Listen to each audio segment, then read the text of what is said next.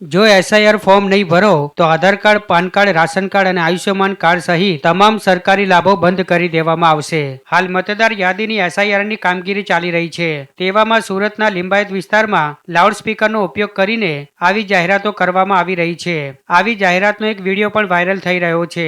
આ વિડીયોમાં લિંબાયત વિધાનસભા મત વિસ્તારના નીલગિરી અને આસપાસના વિસ્તારોમાં કેટલીક ઓટો રિક્ષાઓ લાઉડસ્પીકરનો ઉપયોગ કરીને આ જાહેરાતો કરતી જોવા મળી હતી. ત્યારે લોકોમાં વિવિધ ચર્ચાઓ ફેલાઈ રહી છે કે શું ખરેખર જો એસઆઈઆર ફોર્મ નહીં ભરીએ તો Aadhaar card, PAN card, ration card અને આયુષ્યમાન કાર્ડ સહિત તમામ સરકારી લાભો બંધ કરી દેવામાં આવશે. ત્યારે આ સમગ્ર મુદ્દે ચૂંટણી પંચના અધિકારી સાથે જીએસટીવી દ્વારા વાતચીત કરવામાં આવતા ચૂંટણી પંચના અધિકારીએ આવી કોઈ ચૂંટણી પંચ તરફથી જાહેરાત કરવામાં આવી નથી તેવો ખુલાસો કર્યો છે.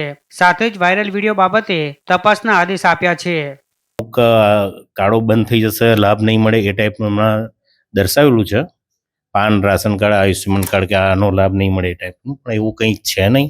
ચૂંટણી પંચને આવી કોઈ છે નહીં કે આવા બધા જે લાભાર્થીઓ માટેના કાર્ડને બંધ કરવા માટેની કોઈ એવી કાર્યવાહી કરવાની નથી. પણ તેમ છતાં ધ્યાન પર આવેલું છે તો અમે ઈઆરઓ શ્રી પાસે એની તપાસ કરાવીએ છીએ.